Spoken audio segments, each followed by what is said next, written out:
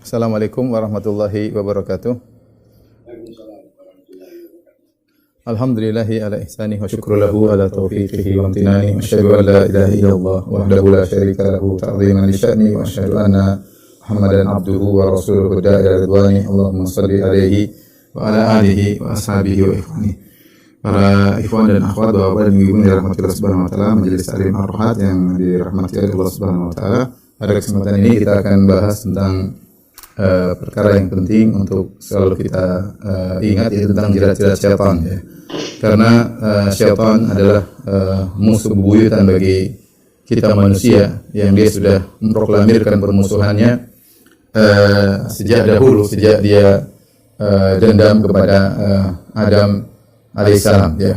Oleh karenanya ketika Allah menciptakan Adam alaihissalam, kemudian Allah menyuruh Adam untuk sujud, untuk menyuruh iblis untuk sujud kepada Adam, maka iblis tidak mau. Kemudian dia berkata, ana khairum minhu, aku lebih baik daripada Adam, ya. Khalaqtani min narin wa khalaqtahu min tin. Bagaimana kau ya Allah menyuruh aku sujud kepada Adam sementara aku lebih baik daripada Adam? Kau ciptakan aku dari api dan kau ciptakan Adam dari tanah, ya. Dan akhirnya iblis dikeluarkan dari surga. Qala fakhruj minha madmuman madhura, ya, madhuman madhura. Keluarlah engkau iblis dari surga, ya. Kemudian juga fa inna 'alaika la'nata ila yaumiddin, dan kau akan terlaknat sampai hari pembalasan. Iblis pun ketika dihukum oleh Allah, ya, maka dia pun minta izin kepada Allah Subhanahu wa taala untuk diberi umur panjang agar bisa menggoda Adam dan keturunannya. Dia bukan hanya dendam kepada ayah kita Adam, tapi juga kepada keturunan Adam, itu kepada kita semua, ya. Iblis berkata, Rabbi fa'anzirni ila yaumi yub'atsun, ya. Ya Rabbku, tangguhkanlah kematianku sampai hari kebangkitan. Allah mengatakan, fa innaka minal munzirin, kau akan ditangguhkan kematianmu, ya, agar bisa untuk menjalankan misimu menggoda Adam dan keturunannya. Akhirnya sebagaimana kita tahu, akhirnya kedua orang tua kita Adam dan Hawa, ya, akhirnya digoda oleh iblis dan akhirnya makan dari buah yang dilarang oleh Allah Subhanahu wa taala, ya. Kata Allah Subhanahu wa taala, fa waswasa lahum asy-syaitanu liyubdiya lahum ma wuri'a anhuma min sawatihima. Akhirnya iblis beri waswas, beri bisikan-bisikan, berbicara dengan rayuan-rayuannya, ya, kepada Adam dan Hawa. Bahkan iblis waqasamahuma, iblis bersumpah, inilakum minan nasihin, wahai Adam dan Hawa, sini niatnya baik, ya. Karena iblis ketika menggoda Adam, dia tidak datang dalam bentuk yang menakutkan, tapi dia datang dalam kondisi sebagai penasehat, ya. Dia mengatakan, inilakum minan nasihin, bahkan dia bersumpah, demi Allah, saya ini ingin menasihati kalian berdua, niat saya agar kalian berdua lebih baik daripada kondisi sekarang. Fadallahuma bighurur, akhirnya iblis menipu mereka berdua. Akhirnya Adam dan Hawa pun sebagaimana sudah kita jelaskan panjang lebar dalam kisah Nabi Adam alaihissalam, akhirnya mereka berdua makan dan akhirnya mereka dihukum untuk turun ke bumi, ya. Apakah iblis puas kalau Adam sudah turun ke bumi? Tidak, iblis tidak puas, ya. Dia tahu dia akan masuk neraka, maka dia ingin mencari pengikut sebanyak-banyaknya dari keturunan Adam, ya, untuk menemaninya di neraka, ya. Oleh karenanya dia bersumpah pada Allah Subhanahu wa taala untuk menjerumuskan anak keturunan Adam ke dalam neraka jahanam, ya. Di antaranya iblis bersumpah di hadapan Allah Subhanahu wa taala, qala hadzal ladzi karramta alayya, ya, la in akhartani ila yaumil qiyamah la ahtanikanna dzurriyyatahu illa qalila. Kata iblis, wahai ya Allah, ini Adam yang kau muliakan daripada aku, ya. Kalau kau kasih kesempatan kepada aku akan menyesatkan keturunannya dan tidak ada yang selamat kecuali sedikit. Dia bersumpah, aku akan menyesatkan keturunan Adam dan tidak ada, ya, yang selamat kecuali sedikit. Dalam ayat yang lain iblis mengatakan, fa bima aghwaytani la aqulanna lahum siratakal mustaqim, ya. Thumma la'atiyannahum min baini aydihim wa min khalfihim wa an aymanihim wa an syama'ilihim wa la tajidu aktsarahum syakirin. Kata iblis, ya, ya Allah, karena aku telah disesatkan, ya, maka ya aku akan menyesatkan anak Adam seluruhnya, la aqudanna lahum siratakal mustaqim. Aku akan duduk di jalan mereka yang lurus. Setiap mereka mau menuju siratal mustaqim, aku akan nongkrong dan aku akan melazimi jalan tersebut, ya.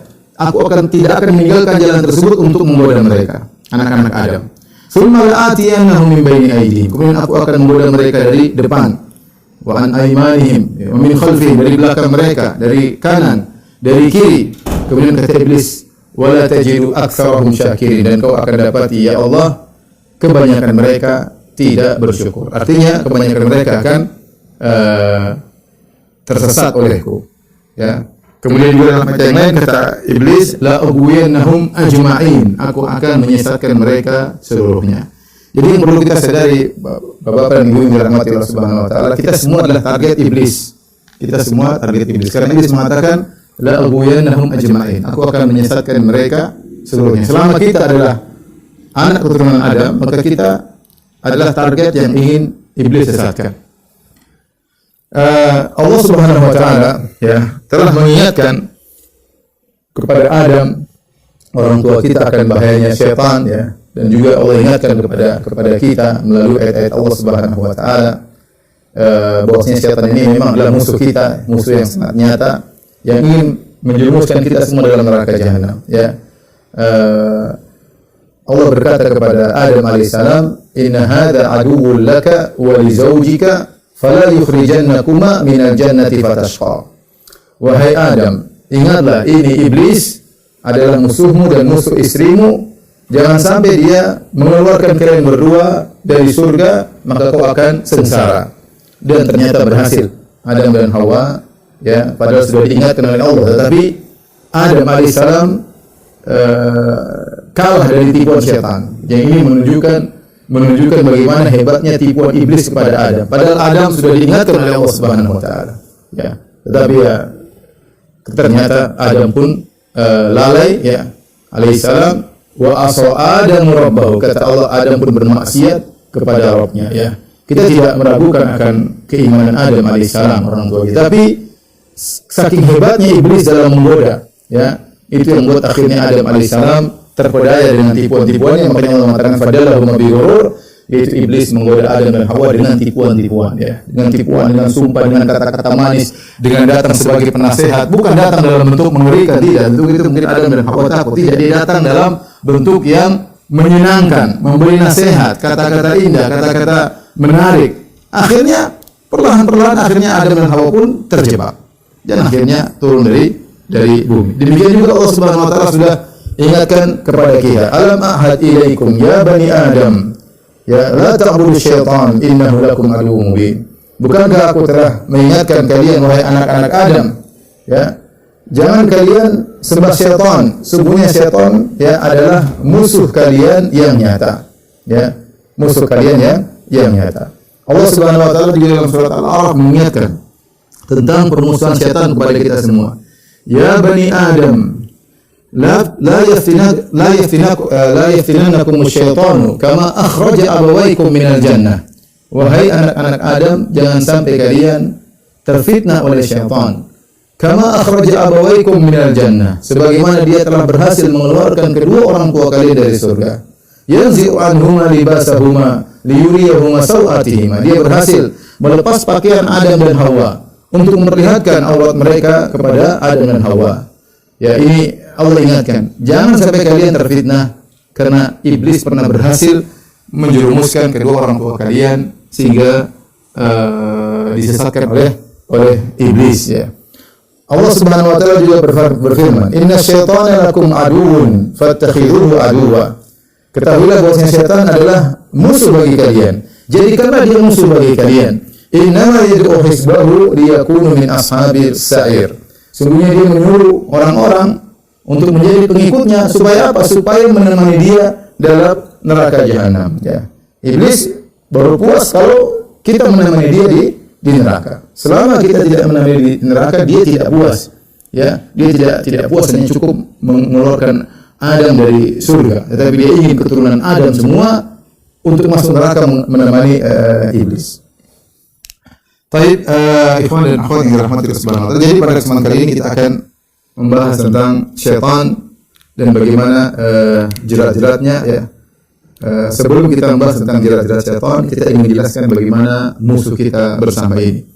Bagaimana musuh yang sulit ya, dengan berbagai macam trik-trik yang dia gunakan jerat-jerat agar bisa menjerat kita semua dalam neraka jahanam wa iyadzubillah ya. Taib. Tolong perhatikan ya. Syaitan ya. Ya. Hakikat syaitan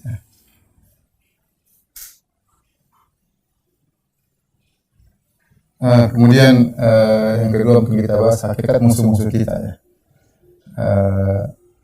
Hakikat kondisi musuh kita.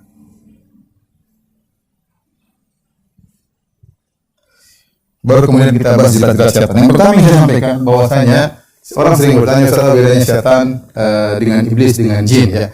Jadi bedanya iblis, kalau iblis ya, jadi kita tahu ada jin, ada manusia ya. Manusia. Jin, ada iblis, kemudian ada jin baik dan ada jin baik, ada jin jahat. Kemudian manusia juga ada manusia yang baik dan jahat.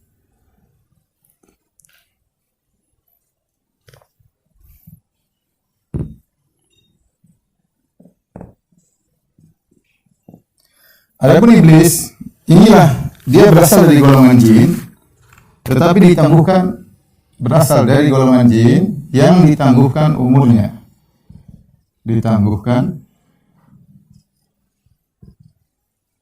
umurnya hingga hari kiamat. Hingga hari kiamat.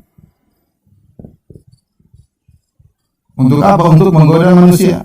Untuk menggoda manusia. Adapun jin, ya, iblis juga dari jin, ya, sama-sama dari jin. Tapi jin ada jin yang baik dan jin jahat. Kedua jin ini ya, mati sebagaimana yang lainnya, mati dan tidak ditangguhkan umurnya,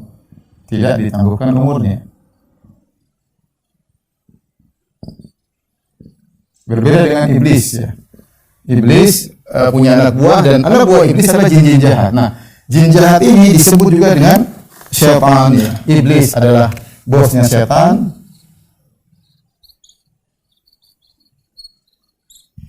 Jin yang jahat disebut juga dengan syaitan.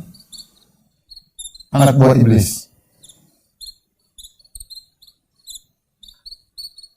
Jin yang baik tidak tentunya, karena kita tahu di antara jin anna minas salihun wa minna duna dzalik kunna tara'iqa qidada. Kata jin dalam surat Al-Jin, di antara kami ada yang saleh dan di antara kami ada yang tidak saleh. Kami bermacam-macam juga model jin. Manusia yang baik tentu adalah orang saleh. Manusia yang jahat juga disifati juga dengan syaitan. Ya. Sebagaimana Allah Subhanahu wa taala mengatakan, wa kadzalika ja'alna likulli nabiyyin aduwwan syayatinal insi wal jinni. Sebagaimana kami telah menjadikan bagi setiap nabi ada musuh syayatinal insi wal jinni, syaitan manusia dan syaitan jin. Jadi syaitan itu sifat buruk. Manusia yang buruk disebut juga dengan syaitan. Ya. Jin yang buruk juga disebut dengan syaitan. Yang syaitan manusia maupun syaitan jin adalah sama-sama anak buah iblis. Ini juga anak buah iblis. Ya. Hanya saja kalau syaitan anak buah iblis dari kalangan jin, dia sadar bahwasanya dia diperintah oleh iblis. Tapi kalau syaitan dari kalangan manusia, dia tidak sadar bahwasanya dia dipergunakan oleh syaitan untuk menjerumuskan manusia. Oleh karena kita dapati betapa banyak orang-orang yang bersifat buruk dan ingin keburukan dan ingin menjauhkan orang dari tauhid, ingin menjerumuskan orang dalam kesyirikan, ingin membawa orang ke dalam kemaksiatan, menyuruh orang terjerumus dalam pelanggaran-pelanggaran. Mereka sesungguhnya adalah syaitan-syaitan manusia. Ya. Mereka kalau dibilang bos mereka, setan mereka tidak sadar, tapi sesungguhnya mereka adalah anak buah setan. Dari sini kita paham bahwasanya yang menggoda nenek moyang kita yaitu Adam alaihissalam adalah iblis.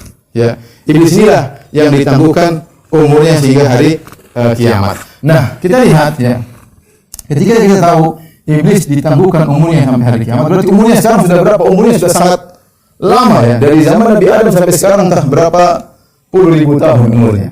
Ya, dan ini menunjukkan ya, iblis ya pakar dalam menggoda manusia. Kenapa? Karena banyak pengalaman. Ya, banyak pengalaman. Ya.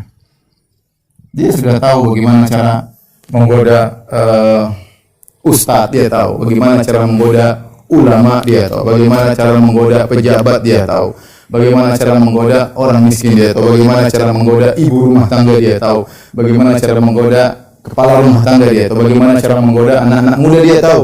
Dia sudah sangat berpengalaman dan dia telah berhasil menyesatkan banyak orang. Dia sudah berhasil. Kita tidak mengatakan dia tidak berhasil, dia berhasil. Ya, makanya Allah Subhanahu wa taala berfirman dalam Al-Qur'an, "Wa laqad dzara'na li jahannama katsiran minal jinni wal insi." Sungguh kami akan memenuhi neraka jahanam dengan banyak manusia dan banyak jin. Manusia banyak ikut masuk.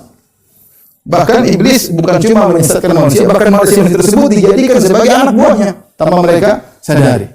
Bahkan sebagian orang mengatakan begitu banyak manusia yang hebat dalam menyesatkan, ya, seperti Fir'aun sampai ngaku sebagai Tuhan, ya, sampai sebagian orang mengatakan iblis pun kalah dengan manusia tersebut, ya, dididik manusia ini menjadi penjahat sampai dia lebih hebat daripada iblis. Ya, Fir'aun ngaku sebagai Tuhan, iblis tidak ngaku sebagai Tuhan. Iblis tidak ngaku sebagai Tuhan. Dia tahu Allah Tuhannya.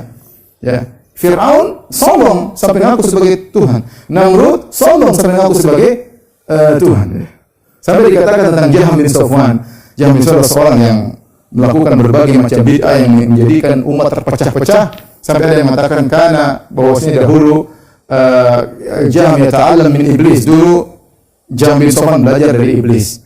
Kemudian berkembang perkara sampai akhirnya iblis belajar daripada Jaham bin Safwan. Jadi maksud saya iblis ini luar biasa sampai ada anak didiknya yang menjadi berhasil. Intinya dia adalah makhluk yang memiliki banyak pengalaman dalam menyesatkan manusia, berbagai macam jerat sudah dia pasang, dia sudah ngerti bagaimana menjebak yang si fulan, kalau ini dijebak dengan wanita nggak bisa, tapi kalau dijebak dengan duit misalnya akan jatuh, atau sebaliknya ini dijebak dengan duit nggak bisa, tapi kalau dijebak dengan jabatan dia akan terjatuh, ya macam-macam. Ini sudah ngerti. Baik, ini tentang hakikat syaitan, ya, dan iblis, ya.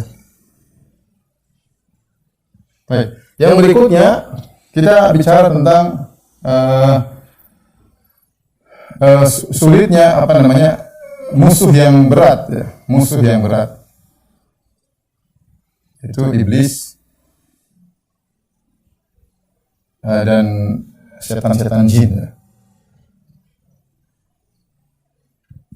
Kalau setan manusia mungkin kita bisa lihat, tapi kalau setan jin berat, ya.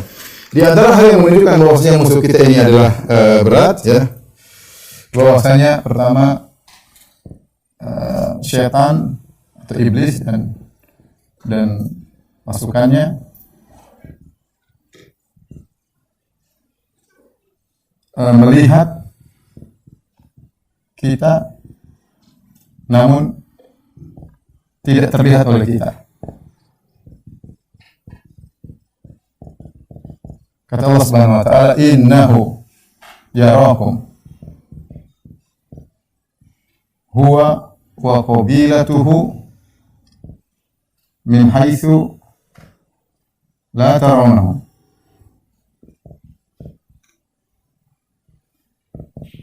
Sungguhnya ia melihat, dia dan anak keturunannya dan anak buahnya melihat kalian dan kalian tidak bisa melihat mereka. Dan kita tahu musuh yang tidak terlihat adalah berat, ya. Musuh yang tidak terlihat adalah berat, ya. Sekarang kita menghadapi corona berat. Kenapa? Karena virus tersebut tidak kelihatan. Kita nggak tahu, kita menyangka tidak ada virus, ternyata kita tertular di situ dan itu terjadi. tertular pada posisi-posisi yang kita merasa aman, ternyata malah tertular. Kenapa? Karena corona tersebut tidak terlihat. Ini kita bicara virus. Nah, iblis pun demikian. Syaitan kita tidak lihat. Dia tidak lihat di mana dia, apa yang sedang dia rencanakan, kita tidak tahu. Jadi musuh yang tidak terlihat adalah musuh yang berat. Kemudian di antara hal yang menunjukkan bahayanya iblis dan syaitan adalah mereka lokasinya sangat dekat. Lokasi mereka sangat dekat. Apa kata Allah kata Nabi sallallahu alaihi wasallam, "Inna syaitana yajri min bani Adam majra dam." Ya, sungguhnya syaitan itu mengalir dalam tubuh manusia sebagaimana aliran darah. Ya, sebagaimana aliran darah. Oleh karenanya bahkan dalam hadis disebutkan bahwa setiap manusia ada korinnya, ada syaitan yang menemaninya, siap selalu menggoda dia.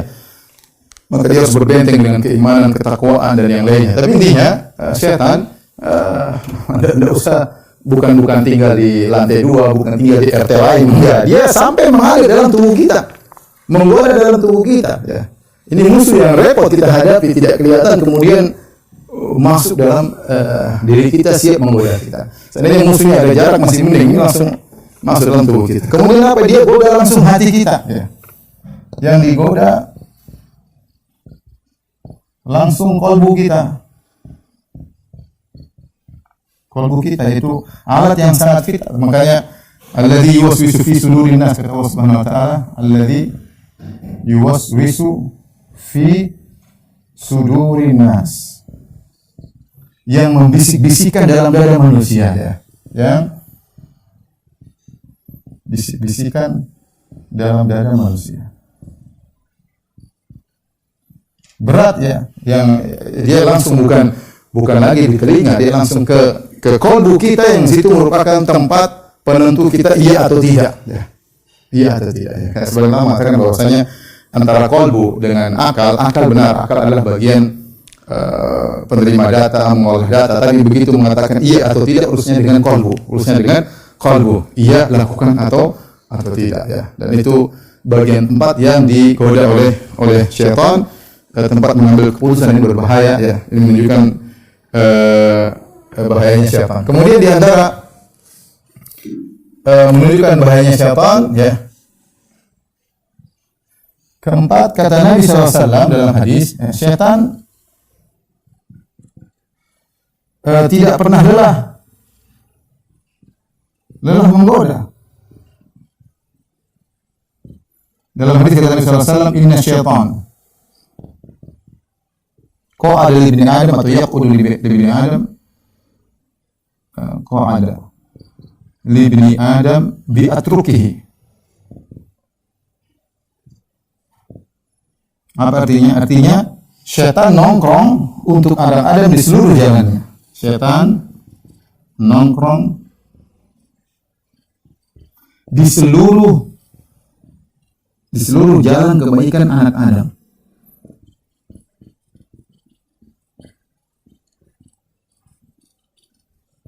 Di seluruh jalan kebaikan anak Adam, apapun dia akan goda. Lanjutan hadis ini disebutkan kalau ada yang mau masuk Islam, dia akan mengatakan, kenapa kau masuk Islam? Nanti kau akan berpisah dari bapak dan ibumu dan keluargamu, kau akan dimusuhi oleh bapak dan ibumu. Dia ganggu, dia bisik-bisik, dia nongkrong di situ. Nongkrong, dan dia sabar dalam menggoda manusia. Ya. Sabar dalam menggoda manusia. Kalau dia mau berhijrah, maka akan takut-takut kau akan meninggalkan tempatmu, kau akan meninggalkan pekerjaanmu, kau akan berpindah ke suatu tempat yang baru yang sudah tidak ada teman-temanmu, kau akan asing di sana, sehingga orang akhirnya tidak mau berhijrah. Kalau dia mau berjihad, maka akan datang syaitan menggoda, ya, kau akan berjihad, kalau kau mati nanti anak-anakmu siapa yang ngurusin, ya. Makanya dikatakan al-walad makhbalah majbana. Anak-anak itu bisa bikin jadi penakut, bisa jadi pelit. Ya, orang mau sedekah mikir anaknya enggak jadi. Orang mau berjihad mikir anaknya enggak jadi, ya. Syaitan akan menggoda, kalau kau berjihad bagaimana istrimu? Kalau kau mati, istrimu akan dinikahi lagi oleh laki lain, hartamu akan dibagi-bagi. Dia selalu menggoda segala jalan kebaikan, dia nongkrong. Nabi yang bilang. Jadi ini sebagaimana pembenaran dalam firman Allah yang sudah kita sebutkan tadi dalam surat Al-A'raf, kata syaitan, "Fabima aghwaytani la aqudanna lahum siratakal mustaqim, thumma la atiyannahum min baini aydihim wa min khalfihim wa an aymanihim wa an shama'ilihim wa la tajidu aktsarahum syakirin." Kata syaitan kepada iblis, kata iblis di depan Allah Subhanahu wa taala. Kata iblis di depan Allah, dan dia bersumpah. Ya, kata dia, la aqudanna lahum siratal mustaqim. Siratakal mustaqim. Aku akan nongkrong, ya, duduk di jalan kebaikanmu ya Allah untuk menghalangi mereka. Setan sampai tidak dikatakan la aqudanna lahum ala siratikal mustaqim. Sampai sebenarnya mengatakan Allah tidak menggunakan kata ala. Karena kalau ala berarti seakan-akan setan berkata, ya Allah, aku akan berdiri di atas jalan kebaikanmu untuk menghalangi mereka. Tetapi Allah menghilangkan kata ala, la udanna lahum sirataka, langsung. Aku akan nongkrong di jalanmu, seakan-akan iblis dan jalan tersebut suatu hal yang saling melazimi dan seakan-akan dia tidak akan pernah meninggalkan jalan tersebut. Yang menunjukkan gigihnya iblis dan anak buahnya dalam menggoda anak Adam. Dan dia akan datang mulai dari depan, dari belakang, dari kanan, dari kiri. Maksudnya apa? Dia tidak pernah lelah. Kalau dari depan tidak berhasil, dari belakang tidak berhasil, dari kanan tidak berhasil, dari kiri. Segala celah yang mungkin untuk menggoda anak Adam, iblis akan berusaha goda. Ya. Nongkrong di setiap jalan. Kita mau apapun, mau ngaji, mau ini, mau anu, pasti ada syaitan yang menggoda. Ya, ibu-ibu mau taat kepada suami, ada syaitan yang menggoda. Ya. Mau sabar dengan kehidupan di masa sulit seperti ini, ada syaitan yang menggoda. Mau sabar digoda. Ya. Apapun jalan kebaikan, ada syaitan situ nongkrong menggoda kita. Makanya Nabi mengatakan, inna syaitana qa'ada li ibni Adam bi atruqihi. Syaitan itu nongkrong di seluruh jalan-jalan kebaikan anak Adam. Ya. Kemudian yang cukup mengerikan, syaitan punya anak buah. Ya. Atau iblis punya anak buah. Anak buah yang terkoordinir. Ya. Oleh karenanya dalam hadis dalam Sahih Muslim, inna iblis wada'a arsyahu 'alal ma', tsumma yab'atsu sarayahu. Sungguhnya iblis meletakkan singgasananya di atas air, di laut entah di mana. Tsumma yab'atsu sarayahu, kemudian dia mengirim anak buahnya. Fa'adhahum lahu manzilah, fa'adna lahum manzilah a'dhamuhum fitnah. Maka yang paling dekat kedudukannya dengan iblis adalah yang paling besar fitnahnya. Fayaji ahaduhum. Jadi setelah iblis mengirim anak buahnya untuk menggoda, mereka laporan. Ada yang datang lapor. Wahai iblis, saya sudah begini dan begitu dan begini. Kata iblis, ya, kau tidak melakukan apa-apa. Ma fa'alta syai'an. Kau belum melakukan apa-apa. Datang lagi lapor, iblis, saya sudah gini-gini. Kata iblis, kau belum. Sampai ada yang datang melaporkan, ya iblis, la azalu birrajul hatta farraqtu bainahu wa baina zaujatihi. Aku senantiasa menggoda lelaki tersebut sampai aku berhasil menceraikan dia dari istrinya. Kata iblis, ni'ma anta. Engkau adalah anak buah yang hebat, ya. Jadi iblis juga mengkoordinir anak buahnya untuk menggoda manusia, bukan asal-asalan, ya. Bukan asal-asalan. Dia mengkoordinir anak buahnya untuk menggoda, dan ada laporan, dan dia memotivasi. Kalau yang hebat, sama saya dekat sini. Ya, iblis dekatkan. Yang tidak berhasil, iblis remehkan. Sehingga mereka termotivasi berbangga-bangga untuk bisa menggoda manusia kepada iblis. Mungkin bertanya, kok bisa mereka begitu? Ya, memang begitu sifat mereka.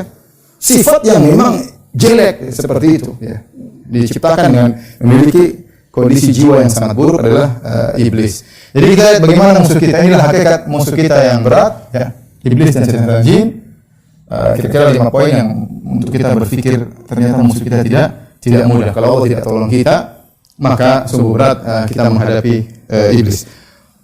Tapi kita lanjutkan tentang jerat-jerat setan.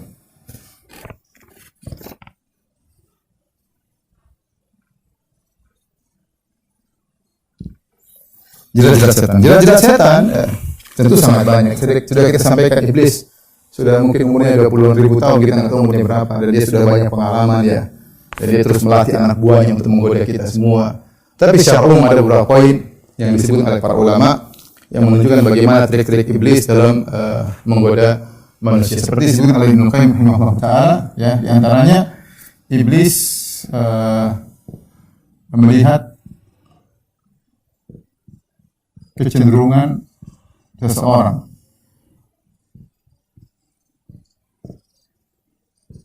Ya, ini langkah pertama. Lihat kecenderungannya apa. Jika kecenderungannya kebaikan, ya, jika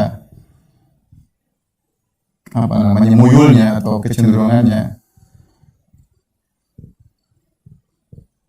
pada kebaikan, yaitu orang ini suka beragama, suka ngaji, suka agama, maka dijerumuskan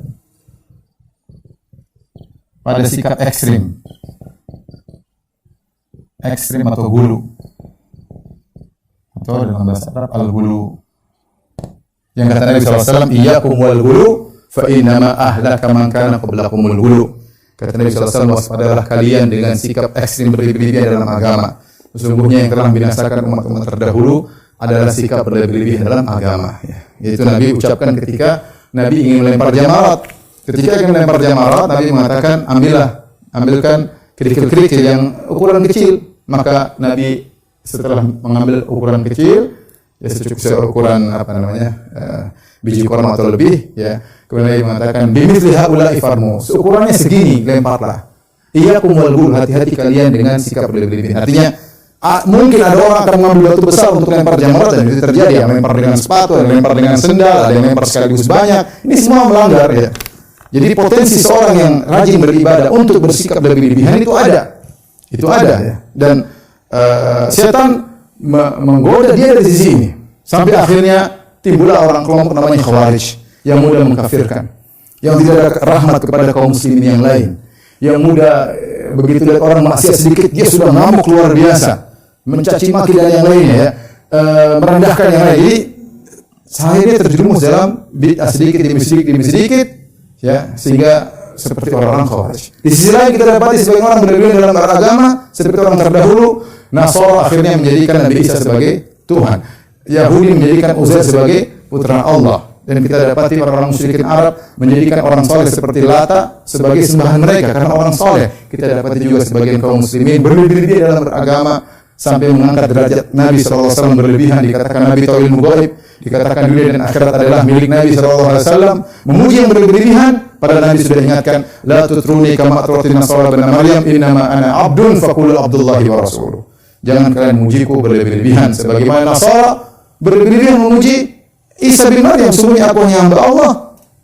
Katakanlah Muhammad hamba Allah dan Rasulnya. Ketika ada orang memuji Nabi dengan mengatakan wa fina nabiyyun ya'lamu ma fi ghad, di antara kita, di tengah-tengah kita ada seorang nabi mengetahui apa yang terjadi besok, Nabi marah.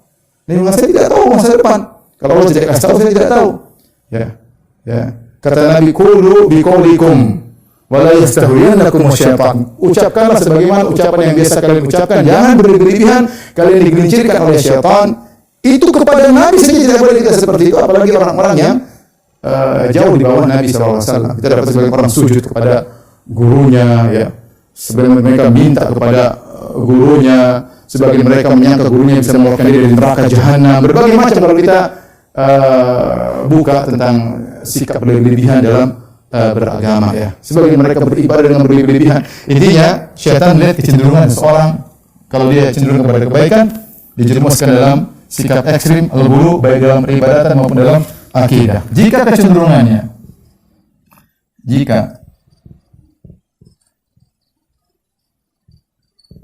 kepada maksiat, maka dijerumuskan dalam, ditenggelamkan dalam kemaksiatan.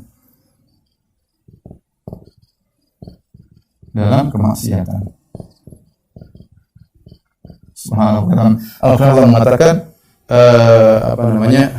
wa ikhwanuhum yamudunahum fil ghayyi thumma la yaqsurun. Kata Allah Subhanahu wa taala, wa ikhwan dalam surat Al-A'raf, wa ikhwanuhum yamudunahum fil ghayyi thumma la yaqsurun. Yaitu ikhwanuhum, yaitu syaitan-syaitan membantu terus menggoda manusia-manusia yang menjadi teman-teman mereka pelaku maksiat dalam kesesatan terus didorong, dibantu untuk terus dalam kesesatan, semua layak suruh dan mereka tidak pernah lelah. Ya, tidak pernah lelah. Setan-setan tidak pernah lelah dalam menggoda manusia. Terus kalau sudah tertarik terus dijerumuskan sampai kalau bisa kafir, ya. Maksiat terus ini terus dan seterusnya. Makanya Allah mengatakan, "Alam taru anna arsalna syayatina 'alal kafirin ta'uzuhum azza." Tidak kalian bagaimana lihat kami mengirim setan-setan kepada orang kafir menggoyang mereka. Maksudnya apa? Dibuat kalau tidak bermaksiat jadi gelisah. Dibuat kalau tidak bermaksiat dia jadi gelisah. Dia ingin bermaksiat. Kenapa? Syaitan terus menggoda. Jadi hati-hati, jangan disangka bahwasanya godaan syaitan cuma masalah kemaksiatan, bahkan dalam berlebihan dalam beragama juga adalah salah satu tipuan syaitan. Tapi di antara trik-trik syaitan, jerat-jerat syaitan adalah tasjin. Jadi ini banyak menghiasi kemaksiatan. Ya Allah, syaitan pernah bersumpah, la uzayyinanna lahum fil ardh, la uzayyinanna lahum fil ardh. Artinya, ya Allah, aku akan menghiasi maksiat. Aku akan menghiasi maksiat. Dan betapa banyak orang terjumus dalam maksiat, kekufuran gara-gara hiasan syaitan, ya. Makanya kata Allah Subhanahu wa taala, wa izzayyana lahum asy-syaitanu a'malahum wa qala la ghaliba lakum al-yawma minan nasi wa inni jarul lakum. Ketika terjadi perang Badar, ketika orang-orang musyrikin ragu-ragu, syaitan datang. Syaitan bisikan mereka, wa izzayyana lahum asy-syaitan, syaitan menghiasi mereka. Tenang wahai Abu Jahal dan kawan-kawan, kalian tidak akan kalah, kalian banyak, aku akan menolong kalian. Akhirnya kalah, ya. Syaitan menghiasi. Dalam ayat yang lain, wa zayyana lahum asy-syaitanu a'malahum. Wa zayyana lahum asy-syaitanu ma kanu ya'malun. Syaitan menghiasi amal perbuatan mereka sehingga mereka semangat melakukan kemaksiatan. Ini yang terjadi, ya. Lihatlah bagaimana Adam alaihissalam. Adam alaihissalam dia di surga. Dan terlalu banyak buah yang bisa dia makan, terlalu banyak pohon yang indah. Satu saja yang haram. Tetapi syaitan menggoda Adam dengan menghiasi kemaksiatan tersebut. Sehingga dia lebih condong pada yang ini. Lebih condong pada yang haram. Kenapa? Karena syaitan menghiasi. Disebutlah ini syajaratul khuldi, pohon abadi. Kalau kau makan kau akan abadi. Bohong semua, ini iblis bohong. Ya. Dinamakan dengan nama yang indah, pohon keabadian. Kalau kau makan kau akan menjadi malaikat dan kau akan menjadi raja yang sungguhnya. Dihiasi sampai akhirnya Adam dan Hawa makan. Padahal yang halal banyak. Makanya saya katakan demikian juga di dunia ini banyak yang halal.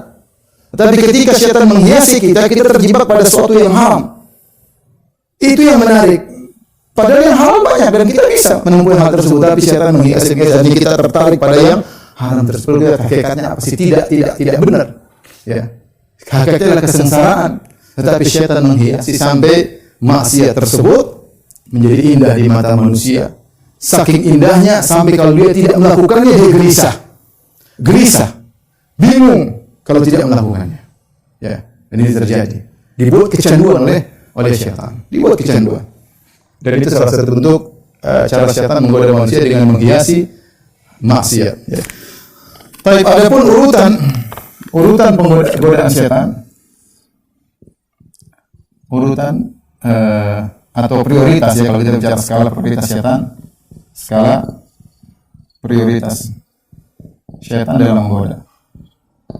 Dan ini disebut oleh Ibnu Qayyim rahimahullah taala. Ya. Perhatikan.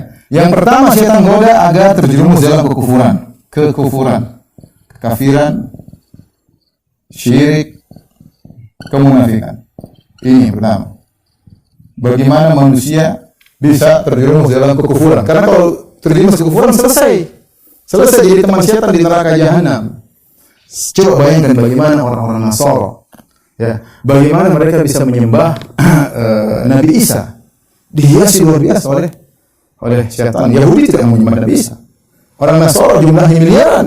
Terpedaya bagaimana manusia yang mereka dapatkan dalam Injil mereka, manusia tersebut lapar, manusia tersebut ketakutan, manusia tersebut Nabi Isa alaihissalam tidur, ya, manusia tersebut Nabi Isa alaihissalam berdoa, sujud, ya. kemudian ditangkap, ketakutan, dianggap sebagai Tuhan. Dengan dihias, akhirnya, ya, bagaimana orang bisa menyembah manusia? Ya, bagaimana banyak orang menyembah berhala, subhanallah, lihat sebagian berhala kita sedih. Patung mereka pahat sendiri, mereka letakkan patung tersebut, mereka sembah, mereka kasih makan patung tersebut, makanan tersebut dimakan oleh burung-burung. Gimana otak mereka jalan? Tapi setan menghiasi. Ya, setan menghiasi. Ya. Ada yang menyembah matahari, menyembah bintang, setan menghiasi. Ya. Bagaimana? Ini yang pertama, bagaimana menjadi manusia dalam syirik, dalam kemunikan. Kalau tidak berhasil, maka dijerumuskan kepada bid'ah dengan berbagai macam modelnya. Bid'ah ada bid'ah yang sampai pada kekufuran, ada bid'ah yang sekedar maksiat. Bertingkat-tingkat. Kenapa dijerumuskan kepada bid'ah? Karena bid'ah lebih disukai oleh syaitan daripada maksiat. Ya, kata Sufyan Ats-Tsauri, al-bid'atu ahabbu ila syaitan ila iblis minal maksiyah. Bid'ah lebih disukai oleh iblis daripada maksiat. Kenapa? Al-maksiyatu yutabu minha wal bid'atu la yutabu minha. Adapun maksiat orang masih mungkin bertobat. Kenapa? Dia sadar itu maksiat.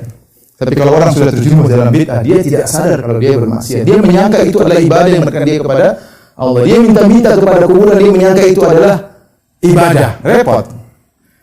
Dia berzikir sambil joget-joget, dia menyangka itu ibadah. Gimana mau kita suruh tobat? Ya, ini bagus ya. Nah, gimana? Nah, repot kalau begitu ya. Kenapa dia menganggap suatu kebaikan? Makanya dari sisi ini, ya, setan ingin menjerumuskan manusia dalam bid'ah karena kalau dia terjerumus dalam bid'ah, susah untuk bertobat. Lihat Khawarij, bagaimana mereka ngebom diri mereka dan mereka menyangka mereka beribadah. Mau dinasihati susah, mereka tidak merasa bersalah. Bagaimana Abdurrahman bin Muljam yang kemudian datang menikam Ali bin Abi Thalib ketika mau sholat subuh ditikam dan dia menyangka dia telah berjihad dan dia akan meraih surga yang tinggi. Ya. Dia tidak merasa bersalah, dia merasa beribadah dengan membunuh Ali bin Abi Thalib radhiyallahu taala anhu. Ya, jadi kita bicara kalau bid'ah susah, kita menasihati ya dia merasa ini kebaikan. Ya, merasa kebaikan. Oleh karenanya kalau setan tidak berhasil menjerumuskan dalam kekufuran maka akan dijerumuskan dalam bid'ah. Kalau tidak berhasil menjerumuskan dalam bid'ah maka dijerumuskan dalam dosa-dosa besar. Bagaimana cara setan menjerumuskan dosa besar? Ya gampang. Udah, lakukan saja. Sungguhnya Allah Maha Pengampun. Kau kan bertauhid. Tauhidmu nanti menyelamatkan kau dari dosa-dosa. Digampangkan dan ini terjerumus sebagian orang.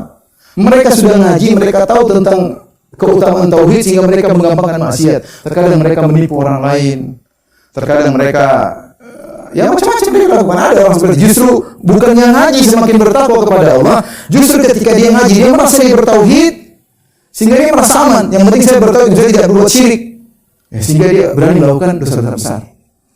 Ada yang berzina, ada yang berani ngambil riba, enggak apa-apa kan, bertauhid. Ini bahaya, ini di antara trik syaitan menggoda sebagian orang dengan mengatakan kau ahli tauhid. Allah tauhid akan menghapuskan dosa-dosamu. Kita enggak tahu alam ya. Kemudian akhirnya kita orang-orang terjerumus dalam kemaksiatan.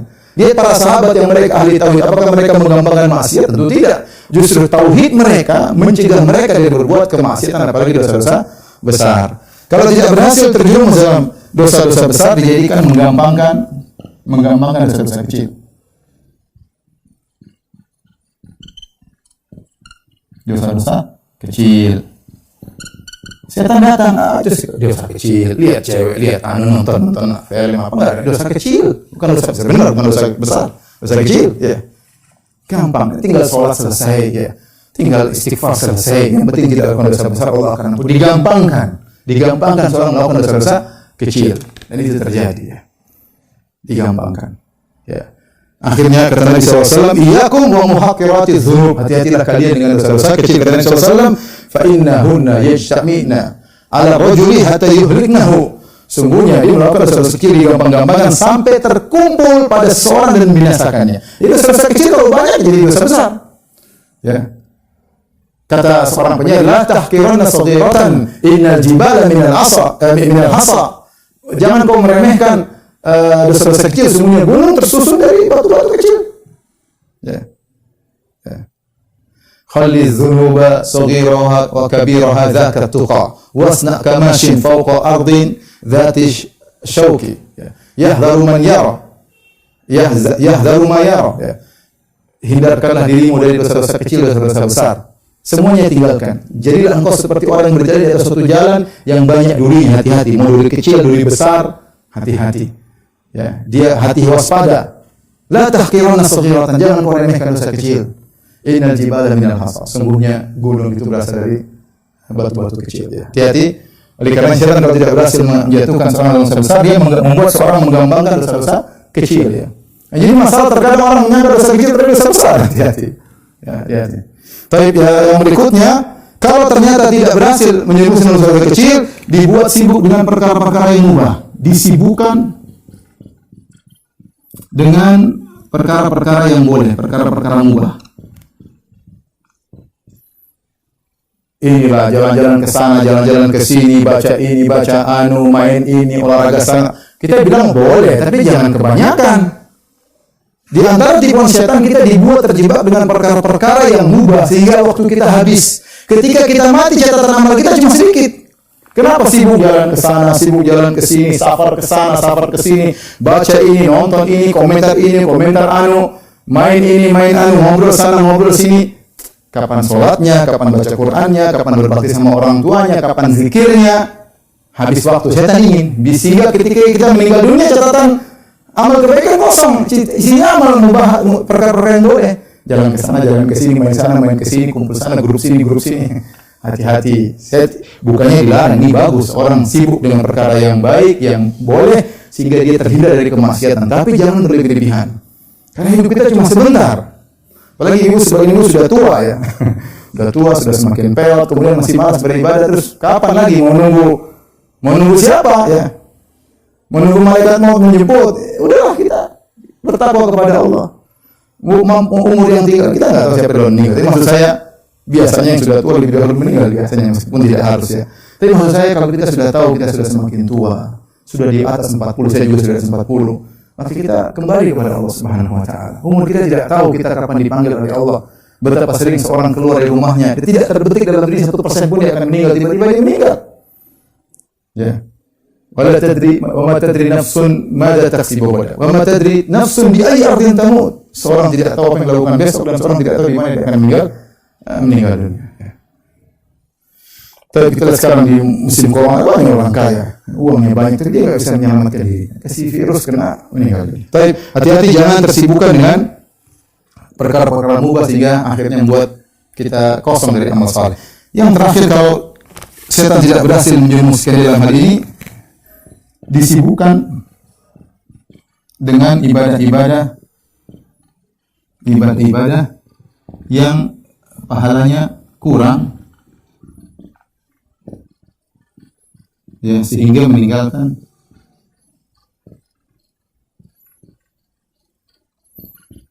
ibadah-ibadah yang pahalanya besar.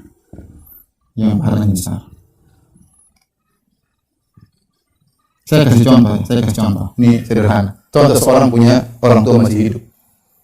Kan pahalanya besar kalau dia menyenangkan ibunya, menyenangkan bapaknya. Tapi setan buat dia lalai dari ibunya. Dia sekedarnya saja. Pada akhirnya sekedarnya saja. Dia sibuk mungkin apa kek, ini nyantun anak yatim kek, nyantun ya, ini semua bagus. Tapi kita harus punya prioritas. Makanya para sahabat sering bertanya kepada Nabi, ya Rasulullah, ayul amali ahabbu ila Allah, amal apa yang dicintai oleh Allah? Ayul mu'min afdal, mu'min apa yang paling afdal? Ini sahabat sering bertanya karena mereka tahu bahwasanya umur mereka terbatas, kemampuan mereka terbatas. Ketika kita diberikan kesempatan beramal saleh yang besar, jangan kita lalaikan, kita tinggalkan yang prioritas, yang primer, kita lakukan yang sekunder atau tersier. Hati-hati. Ya. Sama seorang wanita mungkin lupa melayani suaminya, ngaji terus, ngaji bagus, tapi suaminya butuh layanan, suaminya butuh perhatian, dia tidak peduli. Pahalamu di sini, pahalamu berbakti kepada suami. Bukankah Nabi SAW bersabda, "Idza shalatil mar'atu khamsaha wa shamat syahraha, ya, wa hafizat farjaha, wa ata'at ba'laha, qila laha udkhilil jannata min ayyi babin syi'ti." Jika seorang wanita sholat 5 waktu, tidak usah sholat sunnah, sholat 5 waktu doang. Puasa, tidak usah puasa sunnah, puasa bulan Ramadan doang. Jaga kemaluan, taat kepada suami, dikatakan kepada yang masuk surga dari mana pintu saja yang kau kehendaki. Jadi jangan sampai salah skala prioritas orang terjebak. Kita gabungan, kita ngaji, waktunya berbakti sama suami, berbakti sama suami. Jangan sebaliknya suami minta dilayani, maka kita ini salah. Nah, seperti teman saya ada teman yang pernah mengeluh. dia mau pergi kantor pagi-pagi, kemudian dia ada hasrat ingin mendatangi istrinya bilang, aduh mas saya lagi belum selesai baca Qur'annya, belum selesai zikir pagi petangnya. Ya ukhti, ini lebih wajib. Jangan terjebak setan. Ya. Maka seorang harus pandai-pandai melihat prioritas, karena di antara jebakan setan membuat orang sibuk dengan ibadah yang kurang pahalanya sehingga meninggalkan ibadah yang pahalanya lebih besar. Ya. Ini di antara jilat setan. Di antara jilat setan adalah membuat ragu. Ya. Membuat ragu terhadap agama. Ya. Dalam satu hadis kata Nabi SAW, ya'ti syaitan ila ahdikum. Datang syaitan kepada saudara kalian, kemudian mengatakan, man khalaqa hadza? Siapa yang ciptakan ini? Kita jawab Allah. Man khalaqa hadza? Siapa yang ciptakan Allah? Sambil bilang, siapa yang ciptakan Allah kalau begitu? Kalau ada bersikap setan seperti itu, Tuhan ada atau tidak? Sudah, bilang a'udzubillahi minasyaitonir rajim. Bertauhid kepada Allah. Waliyantahi, sudah, jangan lanjutkan. Itu setan menggoda kita, membuat kita ragu tentang Islam. Ya, dengan bisikan-bisikan syaitan. Ya. Dan banyak orang terjebak. Lihat banyak orang liberal ragu dengan agamanya, ragu. Sehingga dia bilang semua agama benar, mau syirik mau apa terserah, semua masuk surga. Ya, yang penting akhlak baik. Ragu dengan agamanya, ragu dengan Islam yang satu-satunya agama mengajarkan kepada tauhid, yang lain mengajar kepada kesyirikan. Dia ragu. Itu hati-hati, itu juga jebakan syaitan. Di antara jerat syaitan adalah menakut-nakuti. Ya. Kata Allah Subhanahu wa taala, asy-syaitanu ya'idukumul faqra wa ya'murukum bil fahsya. Syaitan menakut-nakuti kalian dengan kemiskinan. Mau bersedekah, aduh nanti miskin. Bersedekah, ya akhi ini sudah benar sedekah. Ini anak istri sudah makan selesai, sisa uangnya sedekahkan. Nanti butuh anakmu ke depan, jangan dibuat ragu-ragu sama syaitan. Ditakut-takuti, takut miskin lah, takut inilah. Akhirnya orang jadi pelit gara-gara kemakan dengan syaitan. Di antaranya adalah jerat syaitan adalah wanita. Dalam hadis kata Nabi sallallahu alaihi wasallam, innal mar'ata auratun fa idza kharajat istasra syaitan. Sesungguhnya wanita adalah aurat. Kalau dia keluar syaitan mengintai begini, syaitan mengintai. Maksudnya apa? Untuk dijadikan jerat untuk menjerat para lelaki. Dihias, jadikan wanita cantik, dijual bebas supaya orang dilihat oleh banyak orang. Makanya kita lihat sekarang iklan semua wanita, mau iklan sikat gigi wanita, iklan mobil wanita, iklan motor wanita, iklan HP wanita, semua iklan wanita. Kenapa? Karena memang menarik sebagai jualan. Ya. Syaitan tahu hal tersebut. Wanita dijadikan jerat-jerat syaitan. Di antaranya mengadu domba. Apa kata Allah Subhanahu wa taala? Wa qul li ibadi yaqulu allati hi ahsan. Katakanlah kepada hamba-hambaku untuk mengucapkan kata-kata yang lembut. Ya. Inna syaitana yanzabu bainahum. Sungguh syaitan mengadu domba di antara mereka. Ya. Kalau ngomong baik-baik, jangan sembarangan ngomong. Kita sama kaum mukminin, hati-hati jaga. Mungkin kita punya niat baik, menegur orang, tapi ingat kata-kata dijaga. Karena Allah yang suruh, inna syaitana wa qul li ibadi yaqulu allati hi ahsan. Katakanlah kepada hambaku, ucapkanlah kata-kata yang baik. Sungguh syaitan mengadu domba di antara mereka. Ya. Apa kata Nabi Yusuf alaihissalam ketika kepada ayahnya, wahai ayahku, aku mimpi begini-begini. Kata ayahnya, la takhus ru'yaka ala ikhwatika. Jangan kau ceritakan mimpimu kepada saudara-saudaramu. Kenapa? Inna syaitana aduwwun mubin. Inna syaitana lil insani aduwwun mubin. Sesungguhnya syaitan adalah musuh yang nyata mengadu domba di antara kalian. Ya. Hati-hati. Karena Nabi SAW, inna syaitan qad aisa ya'budahum musallun fi jaziratil Arab walakin fi tahrishi bainahum. Syaitan putus asa untuk disembah oleh orang-orang yang sholat di jazirah Arab, tapi syaitan tidak pernah putus asa untuk mengadu domba di antara kaum muslimin. Kita jangan terjebak dengan sikap adu domba, karena sikap domba itu adalah gerakan syaitan. Sekarang perkara yang menyedihkan, ormas ini bermusuh dengan ormas anu, ya. Pengajian ini bermusuh dengan pengajian yang anu, ya. Kita kalau ada yang salah tegur dengan cara yang baik, tidak harus kemudian jegal-jegalan, maki-makian, medsos, kemudian kita alhamdulillah hati-hati kita terperangkap dengan godaan syaitan. Teman kita yang salah itu juga seorang muslim, sampaikan kata-kata yang lembut agar dia bisa. Tujuan kita kan supaya dia sadar, bukan untuk kita menghabisi dia, menghina dia, menginjak dia, siapapun. Maka ingat, ini di antara godaan-godaan syaitan. Saya rasa waktunya sudah habis. Insyaallah mungkin lain kali kita bisa sambung. Demikian apa yang saya sampaikan pada kesempatan kali ini kepada Majelis Ta'lim Ar-Roha dan kepada Om Ilham. Terima kasih atas perhatiannya semua. Kurang lebihnya saya mohon maaf. Wabillahi taufiq wal hidayah. Assalamualaikum warahmatullahi wabarakatuh.